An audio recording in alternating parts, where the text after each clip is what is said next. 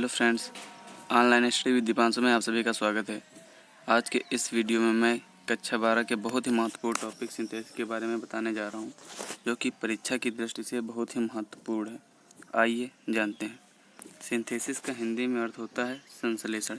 एक बात ये याद रखिए कि यदि आपको ट्रांसलेशन नहीं आता तो आप सिंथेसिस नहीं बना पाएंगे। यदि आप अंग्रेजी के वाक्यों को हिंदी में नहीं बना पाते हैं तो आप सिंथेसिस नहीं बना पाएंगे। सिंथेसिस 3 प्रकार से बनाया जाता है। पहला सिंपल, दूसरा कॉम्प्लेक्स, तीसरा कंपाउंड। तो हम पहला जानेंगे सिंथेसिस ऑफ सिंपल सेंटेंसेस, यानी सिंपल सेंटेंसेस की सिंथेसिस कैसे बनती है। तो इसके 8 प्रकार हैं। 8 प्रकार से सिंपल सेंटेंसेस की सिंथेसिस बनाई जाती है। इसका जो पहला पार्ट है वो है बाय यूजिंग पार्टिसिपल, यानी कि पार्टिसिपल का प्रयोग करके हमें सिंथेसिस बनाना है। लेकिन हमें सबसे पहले ये जानना ज़रूरी है कि पार्टिसिपल है क्या। पहले हम इसके बारे में जान लें, उसके बाद हम इसका प्रयोग करके सिंथेसिस बनाएंगे। तो आइए पहले इसके बारे में जान लेते हैं। पार्टिसिपल 3 प्रकार का होता है: present participle, past participle, perfect participle. सबसे पहले हम पढ़ेंगे प्रेजेंट पार्टिसिपल। इसके बारे में पढ़ते हैं। जब एक कार्य होने के साथ साथ दूसरा कार्य भी प्रारंभ हो जाता है, प्रेजेंट पार्टिसिपल कहलाता है। यानी कि एक कार्य और दूसरा कार्य दोनों साथ साथ होते हैं। इसका हिंदी भाव क्या है? कोई काम कर कर, करते हुए या करते करते। बनाते कैसे हैं प्रेजेंट पार्टिसिपल? मुख्य क्रिया में एनजी लगा के कर्म लिख देते हैं तो हमारा प्रेजेंट पार्टिसिपल बन जाता है। आइए एग्जाम्पल के थ्रू समझते हैं। मैंने उसे रोते हुए देखा। मैंने उसे रोते हुए देखा। आई सा हिम वीपिंग। रोते हुए, कोई कार्य करते हुए, तो हमने मुख्य क्रिया में एनजी लगा के इसको प्रेजेंट पार्टिसिपल बना दिया। सेकंड है हमारा पास्ट पार्टिसिपल। अब हम इसके बारे में पढ़ेंगे। जब एक कार्य होने के तुरंत बाद ही दूसरा कार्य प्रारंभ हो जाता है, पास्ट पार्टिसिपल कहलाता है। यानी कि एक कार्य खत्म हो और तुरंत ही दूसरा प्रारंभ हो जाए तो वो पास्ट पार्टिसिपल कहलाता है। इसका हिंदी भाव क्या होता है? कोई काम किया हुआ। इसको बनाते कैसे हैं? मुख्य क्रिया में थर्ड फॉर्म लगा के कर्म लिख देते हैं और हमारा बन जाता है। आइए एग्जाम्पल के थ्रू समझते हैं। मैंने अपना खोया हुआ कलम पाया। कोई काम किया हुआ यानी कि खोया हुआ। I found my lost pen, यानी कि लॉस होना है, खोना। इसकी मीनिंग थर्ड फॉर्म क्या हो गई? Lost my pen. तीसरा है परफेक्ट पार्टिसिपल। आइए इसके बारे में बात जान लेते हैं। जब एक कार्य पूर्णतः समाप्त हो जाता है और दूसरा कार्य प्रारंभ हो जाता है, परफेक्ट पार्टिसिपल कहलाता है। यानी कि एक कार्य पूर्णतः समाप्त हो जाएगा तब दूसरा शुरू होगा। इसका हिंदी भाव क्या होता है? कोई काम करने के बाद या कर कर। इसको बनाते कैसे हैं? सबसे पहले लिखते हैं हैविंग प्लस मुख्य क्रिया की थर्ड फॉर्म प्लस कर्म। एग्जाम्पल के थ्रू समझते हैं। पत्र लिखने के बाद मैं बाजार चला गया। यानी कि पत्र लिख लिया मैंने, पूर्णतः अपना पत्र लिख लिया, उसके बाद मैं बाजार चला गया। Having written the letter, having लिख दिया, मुख्य क्रिया की थर्ड फॉर्म कर्म, the letter, I went to market. ये हो गया। अब हम 2-3 एग्जाम्पल देखेंगे जिसमें पार्टिसिपल का प्रयोग करके सिंथेसिस बनाया गया है। पहला क्या है? He has failed, he heard the news, he fainted. इसका अर्थ हुआ वह असफल हो चुका है, उसने खबर सुनी, वह मूर्छित हो गया। यानी कि जब हम इन तीनों को जोड़कर एक ही हिंदी का वाक्य निकालेंगे तो इसका अर्थ ये निकलेगा: अपने फेल होने की खबर सुनने के बाद वह मूर्छित हो गए। इसका जब हम इंग्लिश ट्रांसलेट करेंगे तो क्या बनेगा? Hearing the news of his failure he fainted. अपने फेल होने की खबर सुनने के बाद वह मूर्छित हो गया। इसको हमने प्रेजेंट पार्टिसिपल के थ्रू बनाया है। आइए इसका दूसरा एग्जाम्पल देख लेते हैं। दूसरा क्या है? I found my pen, it was lost. मैंने अपना पेन पाया, यह खो गया था। इसका क्या बनेगा? मैंने अपना खोया हुआ कलम पाया। I found my lost pen. इसको मैंने पास्ट पार्टिसिपल के थ्रू बनाया है। तीसरा एग्जाम्पल देख लेते हैं। I wrote a letter, I posted it. मैंने एक पत्र लिखा, मैंने इसे पोस्ट कर दिया। Having written a letter, I posted it. यानी कि पत्र लिखने के बाद मैंने इसे पोस्ट कर दिया। यानी कि हमने पूर्णतः पहले पत्र लिखा, उसके बाद इसे पोस्ट कर दिया। पार्टिसिपल का प्रयोग करके सिंथेसिस बनाने के लिए 2-3 नियम और हैं। आइए हम इनको भी देख लेते हैं। पहला क्या है? जब एक वाक्य टेंस का हो तथा दूसरा वाक्य टेंस का ना हो तब हम इजम आर वाज वेयर को हटाकर बीइंग लगाते हैं। यानी जो वाक्य टेंस का नहीं होगा उसमें इजम आर वाज वेयर में से कोई एक आएगा और उसको हम हटाकर क्या लिखेंगे? बीइंग। आइए इसको एग्जाम्पल के थ्रू समझते हैं। एग्जाम्पल क्या है? The lion was hungry, he killed a god. इसमें क्या आया हुआ है, वाज, तो हम वाज को हटा कर बीइंग लिखेंगे। और ये द लायन अभी हम नहीं लिखेंगे, सबसे पहले वाज को हटाकर क्या लिखेंगे, बीइंग। उसके बाद हंग्री, बीइंग हंग्री। ही किसके अकॉर्डिंग था, लायन के, इसलिए क्या यहाँ पे क्या लिखेंगे, लायन। किल्ड ए गॉड, ये वाला ऊपर वाला सेम ही लिख देंगे।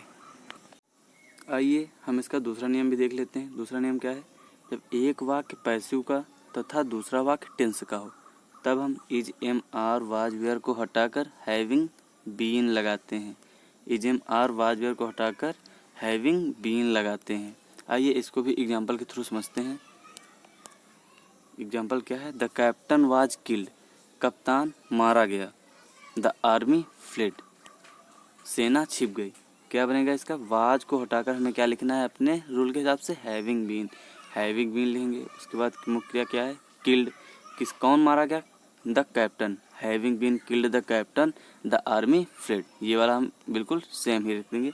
Having been killed the captain, the army fled, ये हो गया इसका। नियम नंबर तीसरा है, जब दोनों वाक्य पास्ट टेंस से संबंधित हो तो हम इसका नियम क्या है, हैविंग प्लस मुख्य क्रिया की थर्ड फॉर्म प्लस कर्म, यानी कि परफेक्ट पार्टिसिपल की तरफ बनेगा ये। आज 90% चांस होता है जब पार्टिसिपल का प्रयोग करके हम बनाते हैं तो वो वाक्य हैविंग प्लस मुख्य क्रिया की थर्ड फॉर्म प्लस कर्म से ही बनता है। एग्जाम्पल देख लेते हैं इसका, she went to the garden, past indefinite का है। दूसरा क्या है, सी प्लग्ड द फ्लावर, यह भी पास्ट इंडेफिनिट का है। मतलब कि हम क्या लगाएंगे, हैविंग प्लस मुख्य क्रिया की थर्ड फॉर्म प्लस कर्म, क्या बन जाएगा, having gone to the garden. Went go की सेकंड फॉर्म है, इसकी थर्ड फॉर्म क्या होगी, gone. Having gone to the garden, she plugged the flower, ये हो गया इसका। अब हम सिंथेसिस ऑफ सिंपल सेंटेंसेज के दूसरे प्रकार के बारे में जानेंगे जिसके द्वारा हम सिंथेसिस बनाएंगे। वो इस प्रकार है कि बाय यूजिंग इन्फिनिटिव टू, यानी कि इन्फिनिटिव टू का प्रयोग करके हमें सिंथेसिस बनाना है। सबसे पहले आइए इसके बारे में जान लेते हैं। जिन हिंदी मुख्य क्रियाओं के अंत में ना, नी, ने आदि शब्द आते हैं उन मुख्य क्रियाओं के पहले टू लगाकर इन्फिनिटिव बनाते हैं। यानी कि जो भी मुख्य क्रिया आएगी उसके पहले हम टू लगा देंगे तो इन्फिनिटिव बन जाएगी। जैसे एक एग्जांपल है खेलना, इसके अंत में क्या आया है, ना। यहाँ पे क्या था, ना, नीने में से कोई एक आया तो हम उस मुख्य क्रिया के पहले टू लगा देंगे तो क्या बन जाएगा, इन्फिनिटिव। इसमें एक नोट है, यदि एक ही वाक्य में दो या दो से अधिक मुख्य क्रियाएं आती हैं तो पहली मुख्य क्रिया के पहले टू लगाकर इन्फिनिटिव बनाते हैं। इसका मैं आपको एग्जाम्पल दिखा देता हूँ, उसे देखकर आप समझ लीजिए। मैं यहाँ नहाने, खाने तथा सोने के लिए आया हूँ। इसमें पहली मुख्य क्रिया क्या है, नहाना, खाना, सोना, यानी कि इसमें एक और है, आया, आना, चार मुख्य क्रियाएं हैं इसमें। तो इसमें हम सबसे लास्ट में जो मुख्य क्रिया होगी वो सबसे पहले लिखेंगे, उसके बाद वाली मुख्य क्रिया जो भी होंगी हम टू लगाकर सभी मुख्य क्रियाएं लिख देंगे। देखिए कैसे लिखा गया है, I have come here, I have come here to, ये देखिए टू यहाँ पे लगाया गया है। उसके बाद सारी मुख्य क्रियाएं इसी प्रकार कॉमा टाइप में लिख देंगे, bathe, comma, eat and sleep, I have come here to bathe, eat and sleep. Synthesis of simple sentences में सिंथेसिस बनाने का जो तीसरा प्रकार है वो है बाय यूजिंग नॉमिनेटिव एब्सोल्यूट, यानी कि नॉमिनेटिव एब्सोल्यूट का प्रयोग करके हमें सिंथेसिस बनाना है। तो आइए सबसे पहले इसके बारे में जान लेते हैं। वाक्य में स्वतंत्र कर्ता को ही नॉमिनेटिव एब्सोल्यूट कहते हैं। इसका प्रयोग पार्टिसिपल से पहले होता है, यानी कि पार्टिसिपल में क्या होता है, या तो हम मुख्य क्रिया में आईएनजी लगा के पार्टिसिपल बनाते हैं, या तो मुख्य क्रिया की थर्ड फॉर्म लिख के पार्टिसिपल बनाते हैं, या फिर हैविंग प्लस मुख्य क्रिया की थर्ड फॉर्म लिखकर पार्टिसिपल बनाते हैं। लेकिन उसमें हम क्या करते हैं, कर्ता लिखते ही नहीं, लेकिन हमें कर्ता इसमें अवश्य लिखना पड़ेगा। बाकी रहता सेम ही है लेकिन इसमें कर्ता जरूर लिखना पड़ेगा। आइए इसका एग्जाम्पल देख लेते हैं। द बेल रैंग, घंटी बजी। द स्कूल क्लोज्ड, स्कूल बंद हो गया।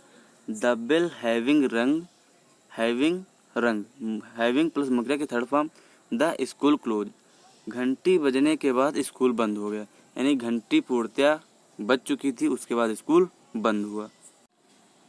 सिंथेसिस ऑफ सिंपल सेंटेंसेस में सिंथेसिस बनाने का जो चौथा प्रकार है वो है बाय यूजिंग जीरंड, यानी कि जीरंड का प्रयोग करके हमें सिंथेसिस बनाना है। जीरंड होता क्या है, मुख्य क्रिया में आईएनजी लगा के जीरंड बनाया जाता है। लेकिन सिंथेसिस में क्या होता है, जीरंड बनाने से पहले हम कोई प्रीपोजिशन लेंगे, उसके बाद मुख्य क्रिया में आईएनजी लगाएंगे, फिर कर्म लिखेंगे। आइए इसका एग्जाम्पल देख लेते हैं। एग्जाम्पल क्या है, my brother is ill, he has a high fever. My brother is ill, he has a high fever. My brother is ill with a high fever. इसमें देखो आप लोग सोच रहे होंगे कि कंजंक्शन तो लगा है लेकिन मुख्य क्रिया में आईएनजी नहीं लगी, क्योंकि यहाँ पे कोई ऐसी मुख्य क्रिया नहीं है जिसपे हम आईएनजी लगा सके। पूरे वाक्य में कोई मुख्य क्रिया नहीं है जिसमें हम आईएनजी लगा सकें, इसलिए हमें विद लिखना पड़ा।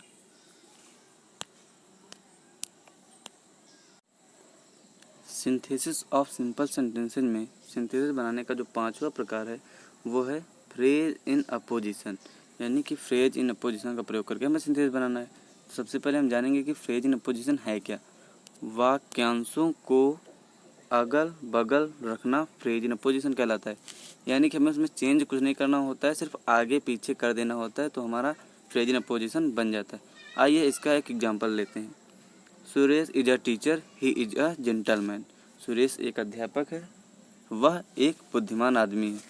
सुरेश, इसके बाद हम लगाएंगे कॉमा, ए टीचर, फिर से कॉमा, इज ए जेंटलमैन।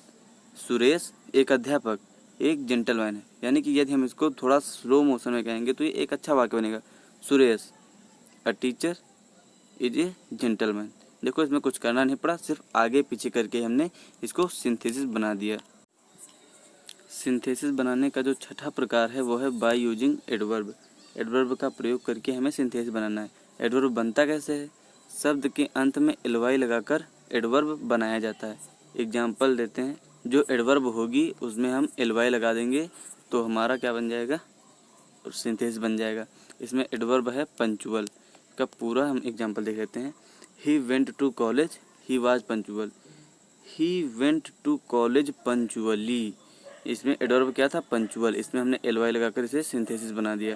इसका जो सेकंड एग्जांपल है वो भी हम देख लेते हैं। He played cricket, he played happily. इसमें देखो एलवाई पहले से ही लगा है, हमें इसमें कुछ करने की ज़रूरत नहीं है, इसको सिर्फ आराम से लिख देना है। He played cricket happily. He played 2 बार था, इसको मैंने एक बार लिखा, ही प्लेड क्रिकेट हैप्पीली। ये एक ही वाक्य हो गया। सिंथेसिस ऑफ सिंपल सेंटेंसेज के 7वें नियम में हमें एडजेक्टिव का प्रयोग करके सिंथेसिस बनाना है। आइए पहले जानते हैं कि कैसे हम बनाएंगे, कहाँ पे क्या करना है। पहले वाक्य में उपस्थित ऐसा एडजेक्टिव जो दूसरे वाक्य की संज्ञा की विशेषता प्रकट करे, यानी कि पहले वाक्य का एडजेक्टिव दूसरे वाक्य की संज्ञा की विशेषता प्रकट करेगा, उसे उस संज्ञा के बगल में रखकर सिंथेसिस बनाया जाता है। यानी कि जो एडजेक्टिव किसी संज्ञा की विशेषता बताएगा उसे उस संज्ञा के बगल में रखकर हम सिंथेसिस बनाएंगे। आइए एग्जाम्पल के थ्रू समझते हैं। Suresh gave a pen to a man. इसमें संज्ञा क्या है? A man. Suresh gave a pen to a man, the man was tall. इसमें जो एडजेक्टिव है वो है टाल, जो कि वाक्य की, जो कि आदमी की विशेषता बता रहा है। तो इसका जो सिंथेसिस बनेगा वो बनेगा क्या? Suresh gave a pen to a tall man. इसमें मैन था, ये संज्ञा थी, और टाल क्या था? एडजेक्टिव। दोनों को बगल में रख के हमने क्या बना दिया? सिंथेसिस, जो कि हमारे नियम में था। इसका दूसरा हम एग्जाम्पल भी देख लेते हैं। A dog came to my house, the dog was blind. Blind क्या है? एडजेक्टिव, और डॉग क्या है? हमारी नाउन। तो हम क्या बनाएंगे इसका सिंथेसिस? ए ब्लाइंड डॉग, या a blind dog adjective plus noun, a blind dog came to my house. I hope ये आपको समझ आ रहा होगा। इसका जो 8वां प्रकार है वो है बाय यूजिंग कंजंक्शन एंड, यानी कि एंड का प्रयोग करके हमें सिंथेसिस बनाना है। आइए इसके बारे में जान लेते हैं। दो वस्तुओं, व्यक्तियों आदि को एंड द्वारा जोड़कर सिंथेसिस बनाया जाता है। ये सबसे आसान है इनमें से। एंड को जोड़कर हम सिंथेसिस बनाएंगे। आइए देखते हैं कैसे। I went to buy a car, I went to buy a pen. मैं एक कार खरीदने गया, मैं एक पेन खरीदने गया। इसका सिंथेसिस क्या बनेगा? I went to buy a car and a pen. दो वस्तुएं थी, इनको एंड से जोड़कर हमने सिंथेसिस बना दिया। आइए दूसरा एग्जांपल लेते हैं। आई saw a black cow, I saw a white cow. इसका सिंथेसिस क्या बनेगा? I saw a black and a white cow. दो व्यक्ति यानी कि जो नाउन थी उनको मैंने एंड से जोड़कर सिंथेसिस बना दिया। सिंथेसिस ऑफ सिंपल सेंटेंसेस के सभी रूल समाप्त हो चुके हैं। अब हम कॉम्प्लेक्स और कंपाउंड सेंटेंस के वाक्यों की सिंथेसिस बनाना सीखेंगे, वो भी बहुत आसान तरीके से और ट्रिक से। हमारे टीचर लोग क्या करते हैं, बहुत ही बढ़ा के लिखा देते हैं नाउन क्लास, एडजेक्टिव क्लास, लेकिन मैं आपको कुछ बस कंजक्शन बता दूंगा, आप उन्हें याद कर लेना और उन्हीं से वाक्य बनाना। सिर्फ आपको कंजक्शन याद करने पड़ेंगे और आपको अर्थ निकालना आता होगा। आइए हम चलते हैं कंपाउंड सेंटेंस की ओर। ये मिल गया हमारा कंपाउंड सेंटेंस। कंपाउंड सेंटेंस बनाने के लिए कोऑर्डिनेटिंग कंजंक्शन का प्रयोग करते हैं। कोऑर्डिनेटिंग कंजंक्शन क्या होते हैं वो मैंने नीचे लिख दिए हैं, ये देखिए आप। But and still yet as well as therefore so इधर और नीदर नॉर और nor not only but also otherwise nevertheless only then and there, ये कंजंक्शन है सबऑर्डिनेटिंग। मैंने एग्जाम्पल कुछ लिख रखे हैं। पहला क्या है, he is lazy he is clever, वह सुस्त है वह चतुर है। तो इसमें क्या है, क्या कैसे बनाएंगे हम, ही इज लेजी बट क्लेवर, वह सुस्त है लेकिन चतुर है, यानी कि वह सुस्त है लेकिन चतुर है। इसका दूसरा एग्जाम्पल क्या है, make haste you can miss the exam, जल्दी करो तुम परीक्षा मिस कर दोगे। तो इसका हम सेंटेंस क्या बनाएंगे, make haste otherwise you can miss the exam, जल्दी करो अन्यथा तुम परीक्षा को मिस कर दोगे। इसका तीसरा जो एग्जाम्पल है वो है he is poor, he is honest, वह गरीब है वह ईमानदार है। इसका क्या बनेगा sentence, he is poor yet he is honest, वह गरीब है फिर भी वह ईमानदार है, यानी कि वह गरीब है लेकिन फिर भी वह ईमानदार है। इसमें येट लगेगा। आपको पहले अर्थ निकालना है, उसी के अकॉर्डिंग आपको कंजक्शन चूज करना पड़ेगा कि कौन सा इसमें सेट हो रहा है। पहले आपको कंजक्शन याद करने पड़ेंगे सभी। चौथा एग्जाम्पल क्या है, he left his school he had no money, उसने अपना स्कूल छोड़ा उसके पास रुपए नहीं थे। इसका सिंथेसिस क्या बनेगा, ही हैड नो मनी, उसके पास रुपए नहीं थे, सो इसलिए ही लेफ्ट द स्कूल, उसने स्कूल छोड़ दिया। उसके पास रुपए नहीं थे इसलिए उसने स्कूल छोड़ दिया।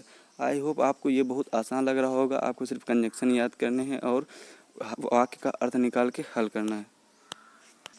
अब हम नेक्स्ट टॉपिक की ओर बढ़ते हैं जो है कॉम्प्लेक्स सेंटेंस। अब हम कॉम्प्लेक्स सेंटेंस की सिंथेसिस बनाना सीखेंगे। कॉम्प्लेक्स सेंटेंस में भी वैसा ही होता है जैसा कि कंपाउंड सेंटेंस में हुआ। इसमें भी कंजक्शन होते हैं। इसमें कौन से कंजक्शन होते हैं, सबऑर्डिनेटिंग कंजक्शन। उसमें कौन से थे, कोऑर्डिनेटिंग कंजक्शन। तो आपको इसके सभी कंजक्शन याद करने पड़ेंगे और जो भी वाक्य मिलेगा उसमें दिया रहेगा, आपको कॉम्प्लेक्स सेंटेंस का प्रयोग करके सिंथेसिस बनाना है। तो यदि आपको कॉम्प्लेक्स सेंटेंस के सभी कंजक्शन याद हैं और आप वाक्य का अर्थ निकाल रहे हैं तो आपको आसानी से आ जाएगा, क्योंकि आप अपने दिमाग में सोच लेंगे कि इसमें कौन सा कंजक्शन लगेगा। इसके कंजक्शन देख लेना और आराम से याद कर लेना। इसका मैं एक एग्जांपल आपको दिखा देता हूँ। He can not by a car he is poor, वह एक कार नहीं खरीद सकता वह गरीब है। तो इसका सिंथेसिस क्या बनेगा, he can not by a car because he is poor. इसमें कौन सा कंजक्शन लगा है, बिकॉज ही इज पुअर, वह कार नहीं खरीद सकता क्योंकि वह गरीब है। आई होप ये सब आपको बहुत ही आसानी से समझ आया होगा। यदि आपको लगे कि नहीं सच में ये वीडियो बहुत अच्छा था, आप मुझको बहुत अच्छे से समझ आया, इसलिए आप वीडियो को ज़रूर लाइक करना और हाँ, चैनल को सब्सक्राइब कर लीजिए, क्योंकि अगला वीडियो जो आने वाला है वो आने वाला है ट्रांसफॉर्मेशन का। उसका जो पहला टॉपिक होगा वो होगा रिमूव टू।